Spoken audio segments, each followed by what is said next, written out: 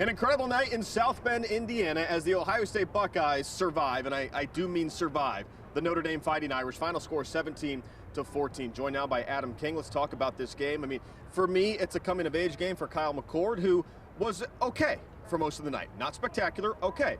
But that final drive, 3rd and 10, 4th and 7, 3rd and 19, he converts them all. Your thoughts on how he played when it mattered most? I thought if you actually look at the entire night, Kyle played fine. Yeah. I mean, I think there were a lot of moments that maybe the offense got stalled out, but I don't think you look at it and say, wow, that was Kyle's fault. No, he didn't play poorly. And I think that says it all. I think there were a lot of moments Kyle kept the drive alive with perfect throws to Emeka. And listen, you're a first-year quarterback on the road in a top 10 matchup. You couldn't hear in that place. And he took him down the field, and he did his job. And that throw to Julian Fleming, 4th down, that takes a lot of guts. And, you know, it's a game that you saw the emotion from Ryan Day. Obviously, will be talked about for a long, long time. Okay, let's talk about Ryan Day. He absolutely skewered Lou Holtz after the game. Here's what happened. Let's catch you up. Lou Holtz, former coach at Notre Dame, who said basically Ohio State's a soft team, and when they run into other tough teams, i.e.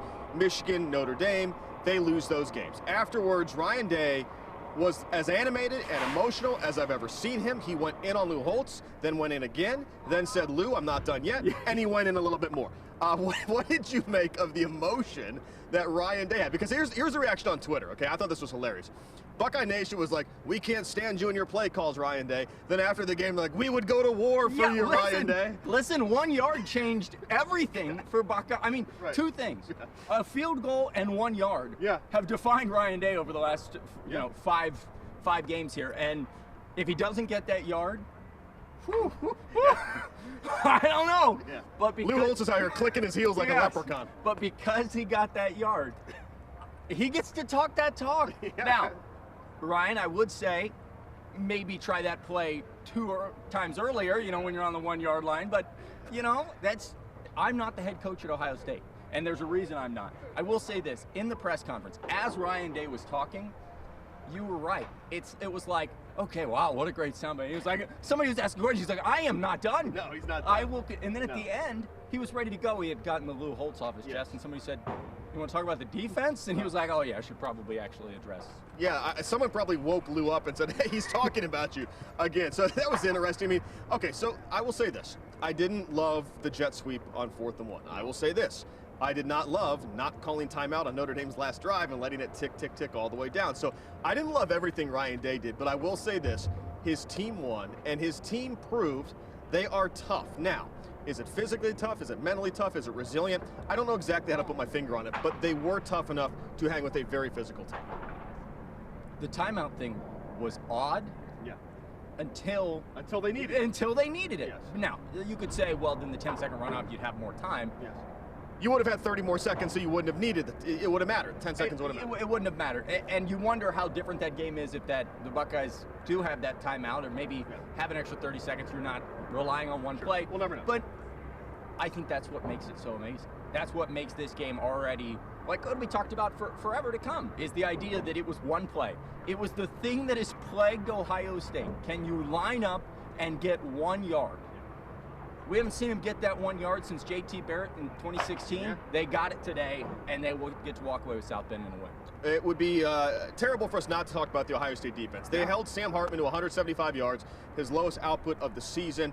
And someone on our air has called out Jalen Tuimoloau multiple times in the last weeks. That someone is me. That someone is me. And I have said for several weeks, I need Penn State Happy Valley J.T. Tuimoloau to show up. He wrecked the final drive of that game. And when I look at this Ohio State defense, they've given up 34 points now in 4 games combined. That is unreal. And you know, I'm not going to toot my own horn here too much, but I will on this. I said during the pregame special this year, I said I think Ohio State will have to win an ugly game in the teens, and I trust this defense to win that game. That was a Tressel final score on that scoreboard. Ryan Day doesn't like 17-14, but he got it, and you have to credit the defense. They went out and won that game. Well, I think it's interesting that the defense is an afterthought, and you can be frustrated with the defense there towards the end because they gave up the 2 touchdowns. Yeah. If you walk into South Bend today and you say Ohio State gives up 14 points, you walk out thinking, okay, they got the win. You don't think that they won in dramatic fashion like they did in the end. But I think this defensive line has done something, and I understand people love to circle sacks. They point at sacks. They say that's everything.